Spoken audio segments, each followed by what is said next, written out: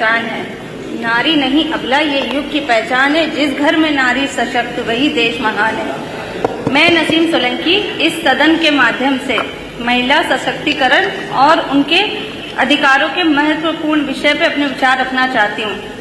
सबसे पहले मैं आपका धन्यवाद करती हूँ कि आपने मुझे इस विषय पर बोलने का अवसर दिया। हमारे पूजनीय स्वर्गीय नेता जी और हमारे राष्ट्रीय अध्यक्ष श्री अखिलेश यादव जी की विचारधारा हमेशा से महिला सशक्तिकरण को बढ़ावा देने की राह पर रहे हैं। विधानसभा उपचुनाव 2024 में जिस प्रकार मुझे अवसर दिया गया है और समाजवादी पार्टी के पूरे परिवार ने मेरे साथ कंधे से कंधा मिलाकर मेरे समर्थन किया, उसके लिए मैं हृदय से आभार व्यक्त करती हूँ। जनता ने जिस विश्वास के साथ मुझे और मेरे परिवार को अपनाया वो भी मेरे लिए एक बड़ी जिम्मेदारी थी।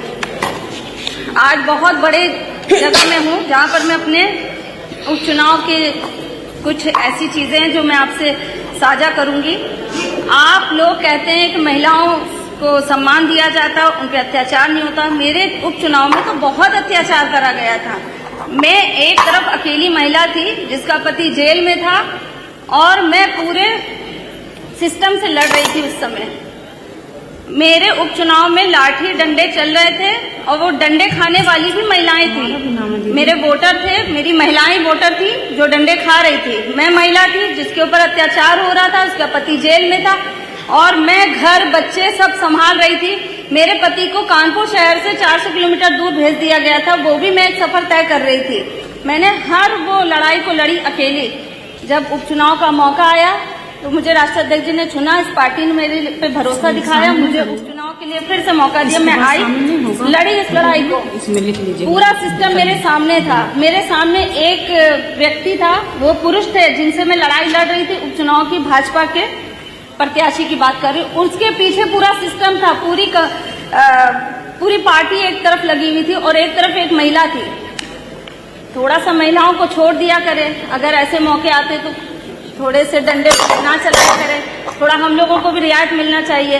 कुंदरकी में जिस पुलिस वाले ने बंदूक ताना था वो भी एक महिला थी, जिस महिला पे वो बंदूक तनी थी।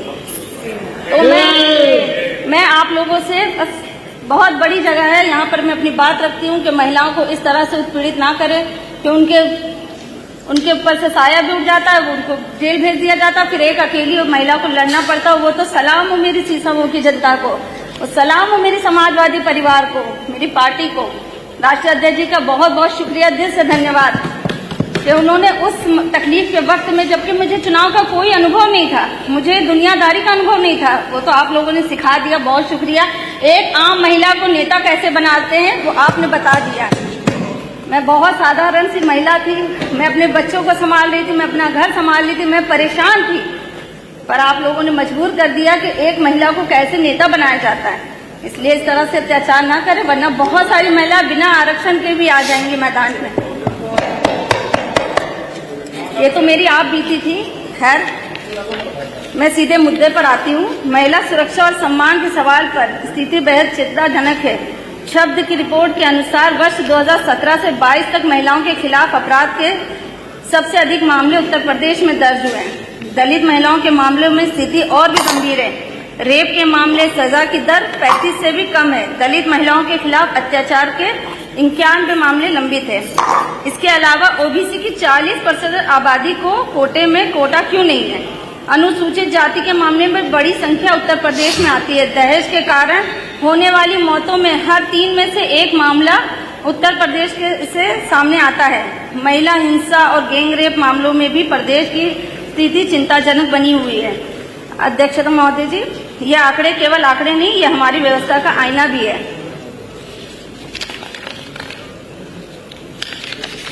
जब 2023 में महिला आरक्षण विधेयक लाया गया तब हमने उसको पूरा समर्थन किया, क्योंकि ये किसी पार्टी का नहीं बल्कि देश की आधी आबादी की अधिकार का सवाल था। ये विधेयक पास भी हुआ लेकिन आज तक लागू नहीं किया गया। महिलाओं को केवल चुनाव के समय याद करना और उनके नाम पर राजनीति करना बंद होना चाहिए। आज की महिला जागरूक और अपने अधिकारों को समझती है और केवल वादों से संतुष्ट नहीं होगी। इसलिए मैं इस सदन के माध्यम से स्पष्ट मांग करती हूं कि आगामी विधानसभा चुनाव को ध्यान में रखते हुए महिलाओं के हित में 33% आरक्षण तत्काल प्रभाव से लागू किया जाए। और मैं 2 बात में अपनी बात रखूंगी। जो आखिरी कतार में खड़ी है उसे आगे लाना होगा, जो आखिरी कतार में खड़ी है उसे आगे लाना होगा। सशक्तिकरण का मतलब उसे भी मुकाम दिलाना होगा। बातों में सम्मान और फैसले में इंतजार, ये ही है भाजपा की राजनीति का असली व्यवहार। बहुत शुक्रिया, धन्यवाद।